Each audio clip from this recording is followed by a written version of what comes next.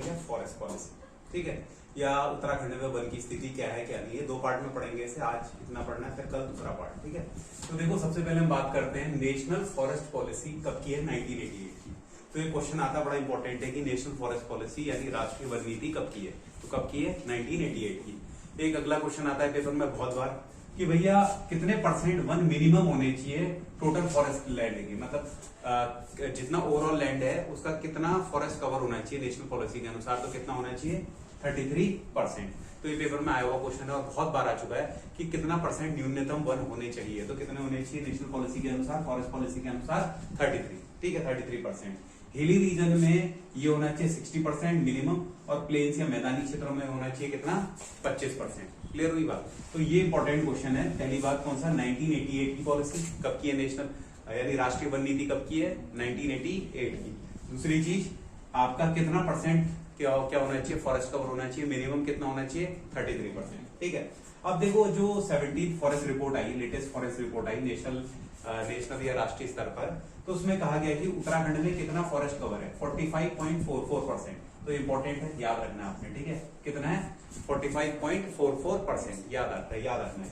या अगर हम इसे स्क्वायर किलोमीटर के हिसाब से कहें तो कितना है, 24,305.13 स्क्वायर किलोमीटर। क्लियर हुई बात, ठीक है।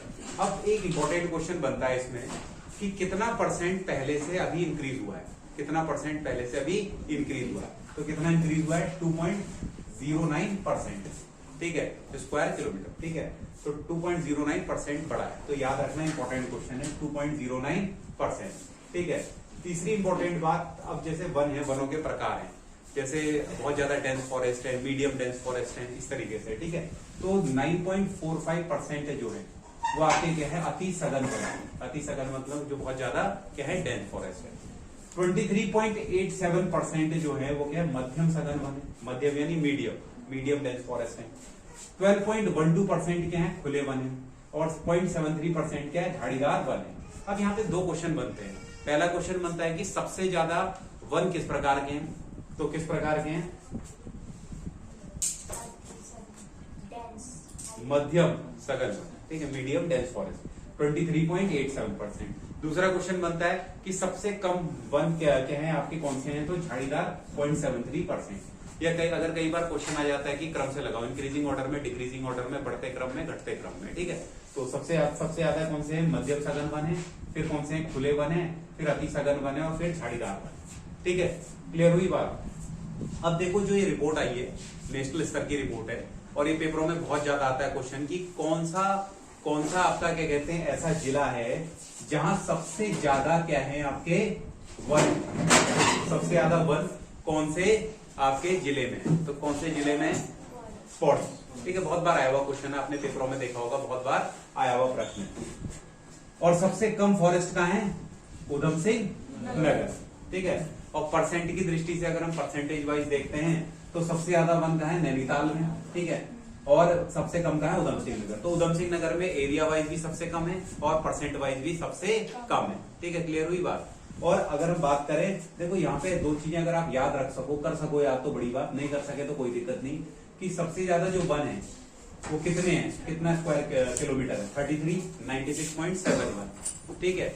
और अगर हम बात करें कि नैनीताल जिले में सबसे ज्यादा प्रतिशत की दृष्टि से वन है, परसेंट का मतलब क्या होता है कि अगर हम वन को कितना मान लें, 100 मान लें, वन को कितना मान लें, 100 मान लें, तो 100 के हिसाब से ओवरऑल एरिया 100 है, तो 100 के हिसाब से कितना है, तो 71.61% है, ठीक है। ये दोनों क्वेश्चन पेपरों में आते हैं, बहुत बार आए हुए हैं, पुराने पेपर कोई भी उठा लेना, हर बार आते हैं कि एरिया वाइज अलग से याद रखना है और आपका क्या कहते हैं प्रतिशत की दृष्टि से अलग से याद रखना है, ठीक है। अब देखो, अब एक चीज बड़ी इंपॉर्टेंट है मेरे हिसाब से, रिकॉर्डेड फॉरेस्ट, ठीक है। क्या है रिकॉर्डेड फॉरेस्ट, तो रिकॉर्डेड फॉरेस्ट कौन से फॉरेस्ट होते हैं या कौन से वन होते हैं, ठीक है।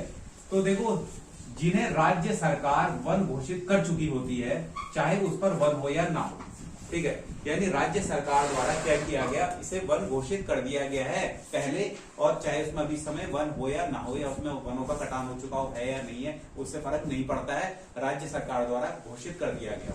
अभी ये हमने बात करी नेशनल लेवल पे, अभी हम बात कर रहे हैं राज्य स्तर पर यानी स्टेट लेवल पे, ठीक है। तो देखो स्टेट लेवल के अनुसार कितना आपका वन है, 37,999.06 वर्ग किलोमीटर या स्क्वायर किलोमीटर राज्य स्तर से, जो राज्य स्तर की गिनती है उसके अनुसार इतना वर्ग किलोमीटर क्या है आपके पास 1। जो राज्य के कुल क्षेत्रफल का कितना है 71.05%, कितना है 71.05%। तो इंपॉर्टेंट है, याद रखोगे आप, ठीक है, क्या याद रखोगे 71.05%, यानी रिकॉर्डेड वन क्षेत्र के अनुसार उत्तराखंड में कितने वन है। तो आपके यहाँ उत्तराखंड राज्य की रिपोर्ट के अनुसार, वन रिपोर्ट के अनुसार कितने 71.05% वन है, ठीक है। अब देखो अगर हम बात करें रिकॉर्डेड फॉरेस्ट के अनुसार सबसे ज्यादा फॉरेस्ट कहाँ है, तो सबसे ज्यादा कहाँ है उत्तरकाशी, और सबसे कम कहाँ है हरिद्वार, ठीक है। अगर 4 जिले हम देखें बढ़ते हुए मतलब क्या कहते हैं किसमें डिक्रीजिंग में इंक्रीजिंग होंगे, ठीक है, ये है आपके किसमें डिक्रीजिंग ऑर्डर में। उत्तरकाशी सबसे ज्यादा है, फिर पिथौरागढ़ है, चमोली है, पौड़ी है, और अगर मिनिमम में देखें सबसे कम कहाँ है हरिद्वार, उधम सिंह नगर, बागेश्वर और चमोली, ठीक है। अब मैक्सिमम हम प्रतिशत की बात करते हैं, प्रतिशत की मैंने बात करी तो रुद्रप्रयाग, उत्तरकाशी, टिहरी और पिथौरागढ़। प्रतिशत में मिनिमम में देखें, न्यूनतम देखें तो हरिद्वार, उधम सिंह नगर, बागेश्वर और चमोली। 63% जो वन है वो गढ़वाल में, जो शेष बचे वो कुमाऊं में। तो ज्यादा वन कहाँ है गढ़वाल। क्लियर हुई बात। अब देखो यहाँ पे दोनों बातें क्लियर याद रखना, अगर ये रिकॉर्डेड फॉरेस्ट की बात करेगा तो यहाँ पे ये आ जाता है, और नॉर्मली जो क्वेश्चन आता है मैं आपको बता चुका हूँ, ये 2 क्वेश्चन आते हैं कि अगर नेशनल फॉरेस्ट पॉलिसी के अनुसार जो आपकी जनगणना मतलब एक तरह से क्या होती है सर्वे आता है, उसके अनुसार क्या है कि पौड़ी में सबसे ज्यादा एरिया वाइज वन है और आपके नैनीताल में प्रतिशत वाइज है। ये पेपर में बहुत ज्यादा आता है। अगर बाई चांस रिकॉर्डेड वन आता है जो राज्य स्तर पर गिनती हुई है तो उसमें ये आ जाएगा आपका, ठीक है। क्लियर हुई बात। अब देखो जो ये वन है, ये रिकॉर्डेड फॉरेस्ट एरिया कितना है 37,999.06%, ठीक है। इसके अंतर्गत जो रिजर्व फॉरेस्ट है यानी आरक्षित वन है वो सबसे ज्यादा है, ठीक है, कितने हैं 26547। फिर उसके बाद संरक्षित वन है 154.02, और सिविल और स्वयं वन जो है वो है 97,973.0.55, ठीक है। क्लियर हुई बात। और निजी वन कितने हैं 123.51, और अवर्गीकृत यानी जो कैटेगराइज नहीं किए गए हैं वो कितने हैं 1444.51%, ठीक है। अब एक बात बताओ, ये रिकॉर्डेड फॉरेस्ट वन के अनुसार सबसे ज्यादा वन किस प्रकार के, ठीक है, रिजर्व है ना 265, और सबसे कम क्या है अवर्गीकृत या निजी, ठीक है। सबसे सारे याद नहीं करने, आपको सिर्फ ये याद रखना है कि पहला और लास्ट आंकड़ा याद ना भी हो कोई बड़ी बात नहीं, लेकिन ये आंकड़ा आपको याद करना पड़ेगा, ठीक है 37,999.06, ठीक है, ये याद करना पड़ेगा। फिर हम देखो आगे बढ़ते हैं। अब रिवर बेसिन के अनुसार यानी जो नदी बेसिन है उसके अनुसार किस नदी बेसिन में ज्यादा फॉरेस्ट कवर है यानी फॉरेस्ट की मात्रा ज्यादा है नहीं, तो सबसे ज्यादा किसमें टोंस नदी। कौन सी नदी है टोंस नदी। अब टोंस नदी किसकी सहायक नदी है, किसकी है यमुना की, ठीक है 76.6% सबसे ज्यादा है। दूसरे नंबर पे कौन सी नदी है कोसी, तीसरे नंबर पे यमुना, चौथे नंबर पे काली, रामगंगा, भागीरथी, अलकनंदा। तो देखो आप बड़ी नदियों में देखोगे अलकनंदा में सबसे कम है, ठीक है, और सबसे ज्यादा किसमें टोंस नदी में, ठीक है। यानी अगर नदी बेसिन के क्षेत्र के हिसाब से देखेंगे तो हमें सबसे ज्यादा वन कहाँ मिलेंगे टोंस नदी।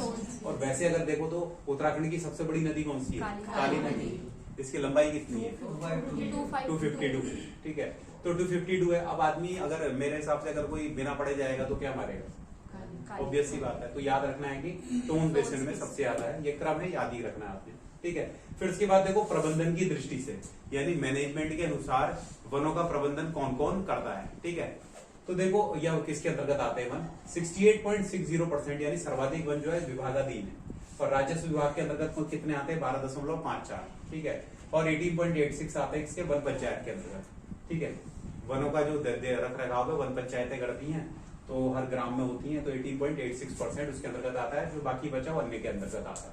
अब अकॉर्डिंग टू हाइट यानी ऊंचाई के आधार पे सबसे ज्यादा वन कहाँ क्या पाए जाते हैं, तो देखो 300 से 600 मीटर की हाइट पे आपको 12.3% वन मिलेंगे, ठीक है। 600 से 1200 के बीच में 16.3% मिलेंगे, और 1200 से 1800 के बीच 22.3% मिलेंगे, 1800 से 300 के बीच 28.8% मिलेंगे, और 3000 से ऊपर की हाइट में 7.5% वन मिलेंगे, ठीक है। तो यहाँ पे सीधा सवाल है, एक सवाल है कि भाई सर्वाधिक वन हमें कौन सी हाइट पे मिलते हैं, यानी 1800 से 3000 के बीच क्या होगा आपका 28.8%। तो सर्वाधिक वन कहाँ है यहाँ मिलते हैं। और अगर दृष्टि से देखें कि भाई कहाँ पे सबसे कम मिलेंगे तो 3000 से ऊपर सबसे कम मिलेंगे, ठंडा क्षेत्र आ जाएगा ना। अब थोड़े से बुग्याल हैं, ज्यादा नहीं है। देखो अब बुग्याल याद करने वाली चीज है, तो आप ही को याद करनी है। मैं खाली मोटे मोटे बुग्यालों की बात कर रहा हूँ। गुरसो बुग्याल कहाँ है? आपको ओली में पड़ता है। चित्रा काठा जो है वो कहाँ पड़ता है? चमोली में। कुआरी भी कहाँ पड़ता है? चमोली में। बेदनी बुग्याल जो है सबसे बड़ा बुग्याल है। क्वेश्चन आता है कि सबसे बड़ा बुग्याल कौन सा है, तो बेदनी बुग्याल है। बुग्याल घास के मैदान होते हैं जो हाइट पे पाए जाते हैं, ठंडे क्षेत्र में ऊपर, ठीक है। और सबसे बड़ा कौन सा है आपका? चमोली में आपका बेदनी बुग्याल। दायरा बुग्याल भी बहुत आता है, दायरा बुग्याल सॉरी, ये भी बहुत पेपर में आया है, उत्तरकाशी में।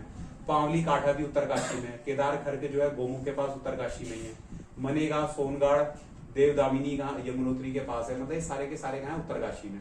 अब आता है चोपता, थोली, मरणी और बर्मी जो है कहाँ है? रुद्रप्रयाग।